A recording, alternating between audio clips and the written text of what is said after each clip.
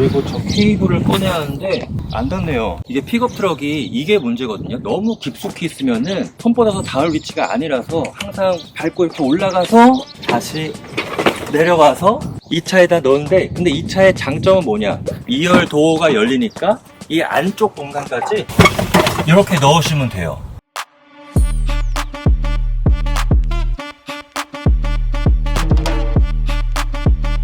네, 안녕하세요, 로테스입니다. 오늘 저희가 소개해드릴 차는 르노코리아 자동차의 QM6 퀘스트입니다. 얼마 전에 새롭게 나온 신차인데 뒷좌석을 전부 덜어내고 짐 공간으로 만든 2인승 밴입니다. 제 오른쪽에 있는 차는 저희의 회사 차입니다. 쌍용 코란도 스포츠인데 보통 시승기 촬영을 위해서 이제 이동을 할 때 이 짐 공간에다가 다양한 촬영 장비를 수납해서 쓰고 있는데, 아마 QM6 퀘스트도 레저 용도로 접근하시는 분들도 계시겠지만 업무용 차로도 고려를 하시는 분들이 계실 것 같은데, 현대 포터나 기아 봉고 같은 1톤 트럭은 안전성도 뭔가 좀 불안하고 그렇게까지 큰 차는 필요가 없을 것 같고, 반면에 중형 픽업 트럭 같은 경우는 승차감도 조금 투박하고 차체가 워낙 길이가 크기 때문에 평소에 운전하기가 좀 부담스러울 것 같고, 이런 분들한테는 이 QM6 퀘스트가 적당한 크기도 갖추고 안전성도 확보하고 밖에서 봤을 때 너무 화물차 같은 느낌이 없기 때문에 이러한 틈새 시장을 겨냥하고 나왔다, 이렇게 보시면 될 것 같습니다. QM6 퀘스트의 적재 공간을 저희가 레이저 측정 장비로 실측을 한번 해보고,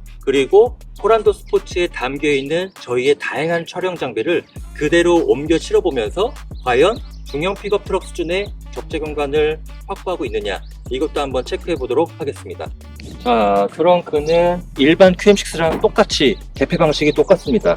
네, 전동 트렁크가 탑재가 되었고요. 뒷좌석이 완전히 탈거되면서 완벽하게 평탄화가 이루어져 있습니다. 이 차는 LPG 단일 모델로 나와서 아래쪽에 LPG 탱크가 있어서 바닥 높이는 조금 올라와 있는 편입니다. 저희가 이 공간을 레이저 측정 장비로 직접 실측을 한번 해볼게요. 자, 끝에다가 두고서 1632, 1633 정도가 나오네요. 가로 길이도 한번 재볼까요? 이 가장 뒤쪽이 좀 넓은 것 같은데 가로 최대폭은 1333mm, 지붕 높이는 821mm가 나왔습니다. 자, 이렇게 비어있는 공간에서 실측을 한번 해봤고, 두 번째로는 코란도 스포츠에 있는 짐을 그대로 한번 옮겨 실어 보겠습니다.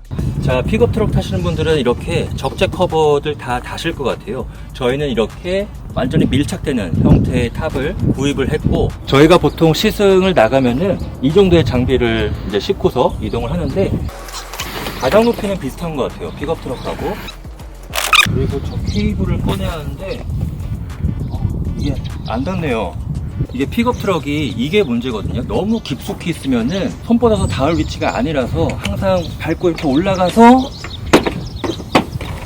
이렇게 들고 다시 내려와서 이 차에다 넣는데, 근데 이 차의 장점은 뭐냐, 2열 도어가 열리니까 이 안쪽 공간까지 이렇게 넣으시면 돼요. 저희가 뭐 필요한 장비, 작은 장비를 꺼낸다, 그럴 때는 픽업 트럭처럼 굳이 올라가서 꺼내는 그런 수고까지는 필요 없고, 이렇게 작은 짐만 꺼내면 되는 그런 장점이 있습니다. 이렇게 위쪽으로 열리다 보니까 또 비 오는 날씨에도 비를 잠깐 피할 수 있는 그런 장점도 있을 것 같아요. 자, 이렇게 해서 코란도 스포츠에 있는 짐을 그대로 실어봤는데 생각보다 다 싣고도 좀 여유가 있습니다. 그리고 기본적으로 저희는 캡이 아닌 저렇게 커버를 씌우고 있어서 적재함이 깊숙한 거는 좋지만 위아래 높이는 아무래도 좀 제한적일 수밖에 없는데, 근데 이 차는 기본적으로 지붕 높이가 어느 정도 있다 보니까 확실히 여유가 조금 더 있는 것 같아요. 확실히 다 싣고 보니까 이 차가 더 좀 간편한 느낌이 있어요. 또 캠핑 다니시는 분들은 다양한 캠핑 장비를 수월하게 수납할 수 있기 때문에 레저 용도로 접근해도 참 괜찮은 차인 것 같습니다. 자, 다만 일반 QM6와 비교해서 이 차는 뒷좌석에 송풍구가 없기 때문에 에어컨 바람은 쓸 수 없다는 거. 외관에서 이 차가 일반 QM6냐 아니면 퀘스트냐, 이걸 구별할 수 있는 방법은 딱 한 가지인데요, 바로 여기 있습니다. 최대 적재량 300kg. 저희가 뭐 따로 붙이는 게 아니라 출고 상태에서 이대로 붙여서 나오게 됩니다. 근데 글씨가 너무 커갖고 조금 깨는 건 있는 것 같아요. 자, 이게 QM6 퀘스트의 운전석이고요. 시동 버튼 한번 눌러볼까요? LPG라서 시동 시간은 조금 걸리는 편인데, 네, 뭐 기본적으로 엔진의 진동이나 소음 이런 것들은 일반 QM6와 완전히 똑같습니다.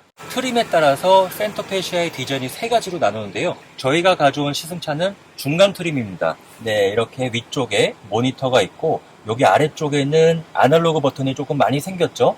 그리고 최상위 트림 같은 경우는 일반 QM6와 마찬가지로 세로 형태의 넉넉한 스크린이 탑재가 되었고, 소위 깡통이라고 부르는 가장 기본 트림은 아주 작은 오디오가 탑재되었습니다. 자, 제가 가져온 모델은 딱 중간 트림인데 모니터 사이즈는 그냥 평범하다.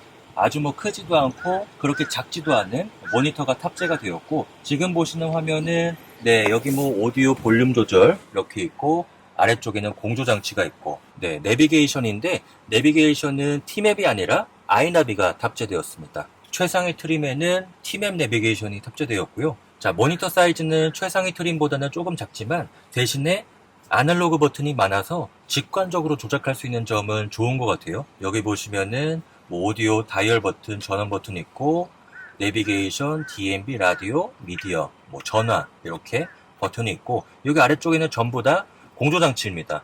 이런 식으로 오토 에어컨 탑재가 되었고, 온도는 다이얼로 조절을 하시면 되고요. 그리고 듀얼 에어컨입니다. 네, 운전석하고 동반석의 온도를 개별적으로 설정할 수가 있습니다. 그리고 여기 아래쪽에 보시면은 운전석과 동승석에 다 통풍 시트가 들어갔고요. 그리고 열선 시트도 2단계로 들어갔습니다. 여기 아래쪽은 일반 QM6랑 완전히 동일하거든요. 기어 레버가 있고, 네, 조작감은 뭐 일반 QM6랑 똑같아요.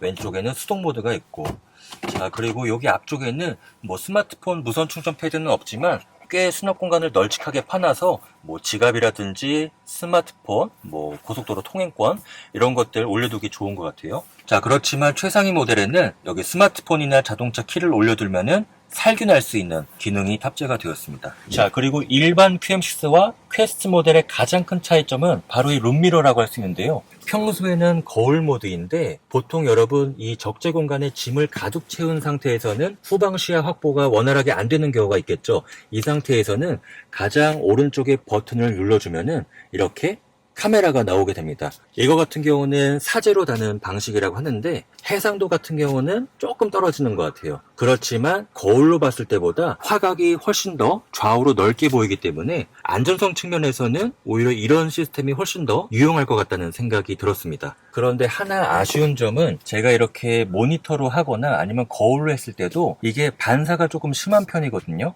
그래서 이 거울로 봤을 때 뒤쪽에 유리를 비추는데 문제는 이 유리에서 또 앞쪽에 달리고 있는 차를 동시에 반사를 시키거든요. 그래서 이 룸미러로 제가 뒤쪽에 있는 차뿐만이 아니라 앞에 달리고 있는 차도 반사돼서 보인다는 거. 그래서 이렇게 모니터를 띄우고 달릴 때는 오히려 조금 낮춰갖고 이런 식으로 활용하는 게 더 좋더라고요. 자, 그리고 이 차의 아쉬운 점 한 가지만 더 지적을 하고 싶은데 이 차는 동반석까지 전동 시트가 탑재가 되었습니다.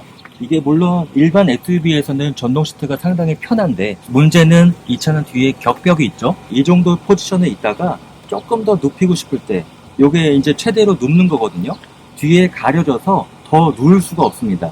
그런데 이 전동 시트가 일반 QM6에 들어가는 제품이랑 똑같은 것 같아요. 이게 뒤쪽으로 밀면은 이 모터가 계속해서 뒤로 가려고 하거든요. 격벽하고 싸움을 하고 있습니다.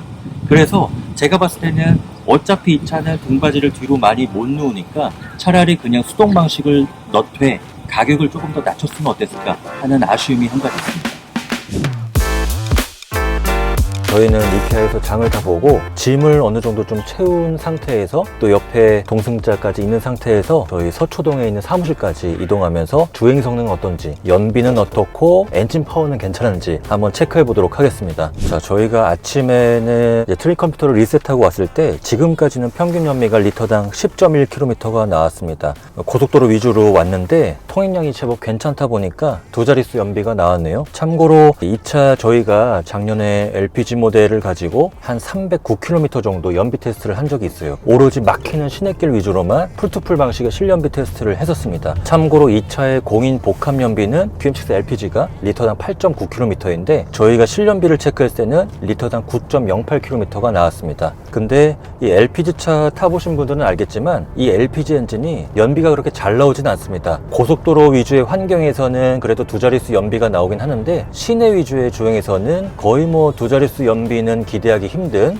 다른 가솔린이나 디젤차보다 현저히 떨어지는 연비를 갖췄는데, 사실 이렇게 낮은 연비는 저렴한 연료비로 상쇄할 수가 있습니다. 요즘에 다시 기름값이 좀 올라가고 있죠. 반면에 LPG 가격 같은 경우는 900원대를 유지하고 있더라고요. 그래서 이 LPG 차의 장점은 연비, 이 수치적으로는 조금 떨어지지만 저렴한 연료비로 충분히 상쇄할 수 있다, 이렇게 정리할 수 있을 것 같습니다. 자, 그리고 아마 이 차에 관심 있는 분들은 가장 궁금한 것 중에 하나가 엔진 파워일 것 같아요. 2.0L LPG 140마력 엔진을 탑재하고 있는데 변속기는 CVT죠. 아무래도 이 차는 자연흡기 방식이다 보니까 엔진 회전수가 저회전일 때는 충분한 토크가 안 나오고, 어느 정도 회전수를 좀 높여서 달렸을 때 그나마 힘이 좀 나오는 그러한 세팅을 갖고 있는데요. 자, 여기서 잠깐 이 차 계측 시승을 한번 해보려고 하는데요. 이렇게 짐을 좀 적재한 상태에서는 차가 힘이 좀 부족하진 않을지, 이런 것들도 걱정이 되실 것 같은데, 정지 상태에서 시속 100km까지 가속 시간을 두 가지로 나눠서 측정해 보려고 합니다. 첫 번째는 저희의 촬영 장비를 가득 채운 상태에서 발진 가속 테스트를 한번 해보고, 그리고 시속 100km에서 완전 정지하는 데까지 필요한 제동거리, 짐을 적재한 상태에서 한 번, 짐을 완전히 뺀 상태에서 한 번, 이렇게 각각 두 번씩 해보도록 하겠습니다. 첫 번째는 앞좌석에 성인 2명이 탑승한 상태고, 적재 공간에 저희 촬영 장비를 가득 채운 상태입니다. 먼저 시속 100km까지 가속성을 한번 체크해 보도록 할게요. 첫 번째 시도는 12.6초가 나왔습니다. 아무래도 자연흡기 엔진이다 보니까 조금 회전수를 높여야지 엔진에 힘이 나오는 그런 면이 있는데, 2차 시도 한번 해볼게요. 2차 시도는 12.48초가 나왔습니다. 물론 이 차가 아주 힘이 넉넉한 차는 아니라서 가속 성능이 뛰어나다, 이렇게는 절대 말씀을 드리지 못하겠지만, 그래도 이 차를 가지고 아주 빠르게 달릴 그런 분들은 없으실 거기 때문에 짐을 어느 정도 적재한 상태에서는 12초대 정도가 나온다는 거 참고해 주시면 좋을 것 같습니다. 자, 다음은 시속 100km에서 완전히 정지하는 데까지 필요한 제동거리 한번 테스트해 볼게요. 40.3m가 나왔습니다. 보통 여러분 승용차가 40m 안쪽으로 들어오면은 성능이 굉장히 뛰어난 편인 거고요. 40m 초반 정도가 일반적인 승용차의 제동거리인데, 지금 이 차는 짐을 어느 정도 적재한 상태인데도 불구하고 굉장히 준수한 제동거리가 나왔습니다. 다음은 짐도 다 꺼냈고요. 운전자 혼자 탄 환경에서는 가속 성능이 어느 정도일지 한번 체크해 보도록 하겠습니다.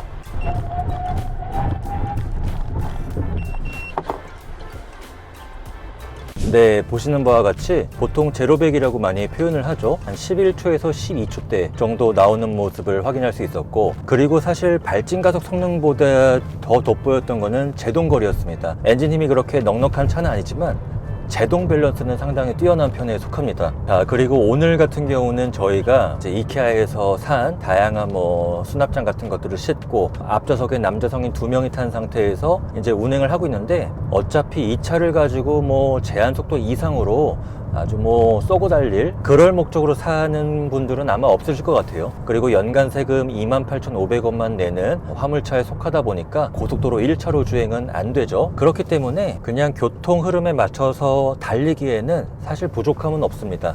그리고 무엇보다 괜찮은 것은 특히 QM6 LPG 모델은 정수성이 상당히 괜찮은 편이에요. 정차 상태에서 엔진의 소음 진동이 상당히 조용한 편에 속하고요. 과거에 SUV나 화물차들은 주로 디젤 엔진을 탑재한 경우가 많은데, 사실 높은 연비와 경제성을 위해서 뭔가 소음 진동을 많이 타협해서 사야 하는 특징들이 있었는데, 지금 타고 있는 QM6 LPG 같은 경우는 경제성을 위해서 소음 진동과 타협할 필요가 없다, 장점으로 봐도 될 것 같아요. 자, 말이 나온 김에 저희가 주행하면서 실내 소음은 어느 정도인지 측정 장비를 한번 측정해 보겠습니다. 지금 시속 90km로 달리고 있는 상태고요. 한 66에서 68, 그 정도 나오는 것 같네요, 데시벨이. 이 정도 수치면은 그냥 보편적인 중형차, 중형 세단 수준이라고 보시면 될 것 같아요. 사실 저희 회사차, 픽업 트럭이나 또 1톤 트럭 같은 차를 타게 되면은 상당히 시끄럽거든요. 노면 소음도 많이 올라오고 풍조름도 많이 들이치고, 그래서 그런 차들은 실내 정수성은 많이 타협을 하고 타야 하는 차인데, QM6 QM6 퀘스트 같은 경우는 실내 정숙성, 소음 진동 같은 부분은 중형 가솔린 SUV 수준의 정숙성을 확보하고 있기 때문에 조금 더 조용한 차를 원하는 분들은 만족감이 높으실 것 같습니다. 자, 마지막으로 이 QM6 퀘스트의 장점과 단점을 조금 추려서 말씀을 드려보도록 할게요. 네, 세상에 완벽한 차는 없겠죠. 이 차 역시도 좋은 점도 많지만 사실 아쉬운 점도 몇 가지가 있습니다. 첫 번째는 디지털 룸미러인데요. 짐이 가득 찬 상태에서는 후방 시야 확보를 또 원활하게 해준다는 점은 좋지만 이렇게 어두운 환경에서 보면은 약간 빛 때문에 뒤에 있는 물체들이 좀 뭉개져서 보이는 게 있거든요. 그리고 화면의 해상도도 좀 많이 떨어져서 제 생각에는 차라리 동승석에 적용된 전동 시트를 빼고 거기서 아낀 돈을 조금 더 비싼 제품을 넣어줬으면 어땠을까 하는 아쉬움이 조금 있습니다. 자, 그리고 두 번째로 아쉬운 점은 적재 공간인데요. 아주 엄청난 용량의 적재 공간이 있지만 제가 봤을 때는 2% 아쉬운 것 같아요. 우선 첫 번째는 2열 도어를 열었을 때 바닥 높이가 조금 높은 편입니다. 평탄화가 됐다는 점은 좋지만 빈 공간이 조금 보이거든요. 그래서 이를테면은 2열 도어를 열었을 때 바닥 아래쪽을 뭐 서랍을 넣는다든지 이런 조금 아이디어가 필요하지 않을까. 그러면은 훨씬 더 수납 공간이 다양해지지 않을까 이런 생각을 한번 해봤고요. 그리고 두 번째는 송풍구의 부재입니다. 제가 이거 하나는 이해가 잘 안 가는 게 신형 QM6 런칭 행사 때 한 켠에 QM6 퀘스트 모델이 있었는데 적재 공간을 완전히 차박 형태처럼 꾸며놓고 대형견을 섭외해서 뒤쪽에 태워놨더라고요. 그래서 이 차를 대형견 키우는 분들이 뒤쪽에 개를 태우고 장거리 여행도 다니면 좋겠다 이런 설명을 들었는데 사실 제가 강아지를 키우는 입장에서 말씀드리면은 이 차는 개를 태우기가 적합하지 않습니다. 벌써 초여름 날씨가 됐는데 이 차 뒷좌석에는 뭐 에어컨 바람을 보내줄 수 있는 송풍구가 없다 보니까 강아지 뒤쪽에 태워서 이동하면은 많이 힘들어 하겠죠. 그리고 완전히 적재함이랑 앞좌석이랑 분리가 되어 있기 때문에 제가 뒤에 타고 있는 강아지의 건강 상태 같은 것들을 확인하기 쉽지 않으니까 반려견을 태우는 용도로는 적합하지 않다 정리할 수 있겠고, 대신에 다른 레저 용도로는 충분히 활용할 수 있습니다. 다양한 캠핑 장비 혹은 자전거 여러 대, 굳이 뒷좌석에 사람 태울 일이 없는 분들 또는 레저 활동을 위한 가성비 있는 세컨카를 원하시는 분들, 그런 분들한테는 정말 합리적인 가격으로 접근할 수 있는 차일 것 같습니다. 자, 지금부터는 장점을 좀 얘기하고 싶은데요. 우선 첫 번째 장점은 가성비입니다. QM6 퀘스트는 2.0 LPG 단일 모델로 나오는데요. 트림은 세 가지로 나눕니다. 가장 기본 모델은 2,600만 원대고요. 저희가 타고 있는 시승차는 중간 트림으로서 2,800만 원대 가격을 갖췄습니다. 최상위 모델은 3,200만 원대고요. 연간 28,500원 밖에 안 되는 세금을 내게 되고, 노후 경유차를 타고 있다 이런 분들은 폐차를 하고 이 QM6 퀘스트를 샀을 때 최대 900만 원의 혜택을 받을 수 있습니다. 이렇게 되면 경우에 따라서 1천만 원 후반대에도 구입이 가능할 것 같아요. 저희처럼 어떤 촬영 장비를 싣는 회사차로 사용을 하시거나 어떤 영업용 차로 활용하시겠다 이런 분들한테도 정말 합리적인 가격으로 운용을 할 수 있는 그런 차가 나온 것 같습니다. 물론 뭐 렉스턴 스포츠나 현대 포터 같은 트럭들을 운영하실 수도 있지만 그 차들과 대비해 이 차의 가장 큰 장점은 뭔가 화물차스럽지 않은, 겉에서 봤을 때는 완벽히 일반 중형 SUV 같은 멋진 디자인을 갖추고 있다는 거, 그리고 실내 정숙성과 승차감 역시 보편적인 중형 SUV 수준의 완성도를 갖추고 있다는 거, 가장 큰 장점으로 봐도 될 것 같습니다. 특히 리어 서스펜션이 멀티링크 방식이라서 확실히 픽업 트럭들보다는 실내 승차감 측면에서는 완전히 비교할 수준은 아닌 것 같습니다. 자, 이렇게 해서 더 뉴 QM6 퀘스트 리뷰를 마무리하도록 하고요. 저희는 다음 시간에 더욱 흥미로운 리뷰로 돌아오도록 하겠습니다. 감사합니다.